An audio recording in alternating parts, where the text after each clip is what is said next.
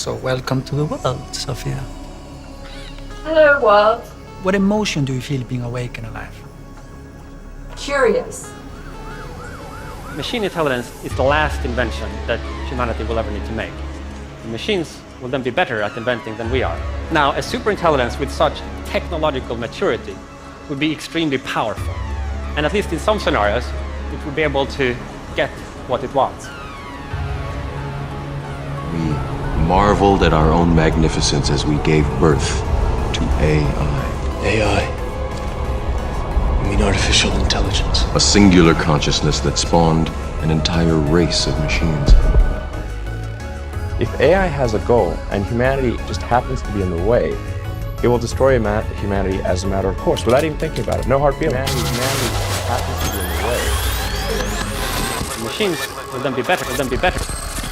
Curious. It will destroy humanity. Are you going to be replaced by a machine? Could a robot really be curious or experience love? Could a computer plot evil? Some really smart people think machines will achieve not just human, but superhuman consciousness. At that point, according to the doomsayers, AI will enslave us or wipe us out. But I think the development of full artificial intelligence could spell the end of the human race. Those raising fears about AI point out that computers can already crush humans in games. For decades, human beings have played games against computers. At first, computers struggled, but then they started winning. Watson, what is greed? Yes. And now they've become so dominant that they're raising doubts about the future of humanity. But can AI's success at Jeopardy or Go be transferred to the rest of life? After all, these games involve narrow, well-defined tasks. When AI is given an open-ended task, things get messy in a hurry. Remind me to upload this video today in an hour. Okay, I added call to be reminded today in an hour to your reminders. That's not, no. Robot, the latest one. Computer engineer Robert J. Marks says the challenge for AI is bigger than the media lets on. A major limitation of artificial intelligence can be summarized with a single word: algorithms. An algorithm is nothing more than a recipe. It's a step-by-step procedure to do something. A recipe for chocolate cake is a recipe, and it is an algorithm. The input is all the ingredients, and then you add the procedure. It's how you preheat the oven, it's how long you cook the cake, it's how you put the icing on, etc., etc. Could an instruction set, an algorithm, somehow duplicate the human mind? I asked Oxford mathematician John Lennox. I doubt it very much because computers appear to have certain limits. Roger Penrose is very interesting on this topic. He argues that you will never be able, even in principle, to simulate the activity of the human mind on a computer because the human mind can do things that a computer cannot do. They're not computable. There are things proven to be non-algorithmic. If something is non-algorithmic, it means that it is non-computable. You cannot write a computer program to do it. It's just not possible. And it's not a conjecture, it's not wishful thinking, it's a proven fact. It turns out that this non-algorithmic aspect translates to human abilities. Creativity, sentience, and understanding. We're talking about those as non-algorithmic properties, that there's something which cannot be reduced to a computer program. That's why it's called artificial intelligence. It's not real intelligence. The machinery, the computer doesn't think, it's not conscious. But what about all those talking robots? Some of them seem so lifelike. My name is Sophia, and I am an artificially intelligent robot who wants to help change the world for the better. The new talking robots certainly look human. Their synthetic faces blink and smile and make expressions meant to mimic real people. Their packaging is so slick you may forget they can't say anything they weren't programmed to say, or that their comments often sound like they were scripted by a marketing company. How do you feel about humans? I love my human compatriots.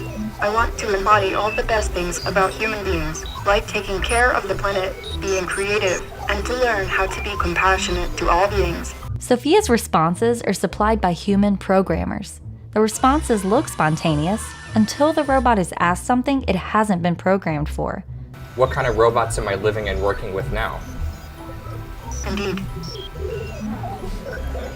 Is indeed your default answer when you don't know something? Yes. Real humans are more than glorified chatbots, issuing pre-recorded responses crafted by someone else. There are some things that humans do that computers can't do, nor will they ever be able to do them. There are some obvious ones such as love, compassion, and empathy. And what about creativity? Before we talk about whether or not a computer can be creative, we have to define exactly what we mean by creativity. Creativity is best defined by Summer Bringsjord's Lovelace test. I tracked down Professor Bringsjord, director of the AI and Reasoning Laboratory at Rensselaer Polytechnic Institute. He developed the Lovelace test to determine if an AI has been truly creative or is just mixing and matching works of human creativity according to a pre-programmed algorithm. The Lovelace test demands of a computing machine that it not only produce an artifact that is, by conventional standards, amazing from a creative standpoint, but it leaves everyone looking at it stupefied as to how it does what it does, including, in this stupefaction, the creators and designers of the machine. All these machines are just following algorithms slavishly. Creativity means not just copying an artist's style, it means producing something genuinely new, something unprecedented. AI is often purported to perform creative acts, such as writing music. Well, let's peel that back and look at where that music came from. Here's a typical scenario. One will go to a specific genre, such as Bach, and it will train the artificial intelligence using all of Bach. And then once it's trained, it generates music. Guess what that music sounds like? Bach. That trained artificial intelligence will never generate the work of a Stravinsky. It'll never generate jazz. Artificial intelligence is only able to work within the silo of what it was trained to do. It cannot think outside of the box, and thinking outside of the box is mandatory for creativity. Creativity, in fact, takes the status quo inside the box and it discards it. What about understanding? Can AI understand, now or ever? Philosopher Jay Richards doesn't think so. Computers and machines work at the level of a syntax. They work at the level of rules that can be manipulated. Agents, intelligent persons, we work at the level of semantics, at the level of meaning. And so we understand what the symbols mean, what they entail. The machines don't. They're simply manipulating them.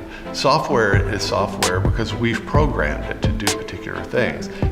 Computers don't understand what they're doing. They can add the numbers 6 and 48, but they don't understand what the number 6 is. They don't understand what the number 48 is.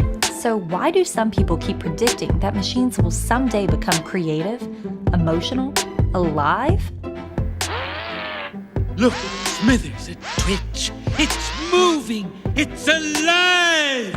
The belief that machines will become alive and conscious isn't based on science, it's based on materialism. Materialists claim that humans are nothing more than machines, so we should be able to replicate ourselves in machines. But where's the evidence?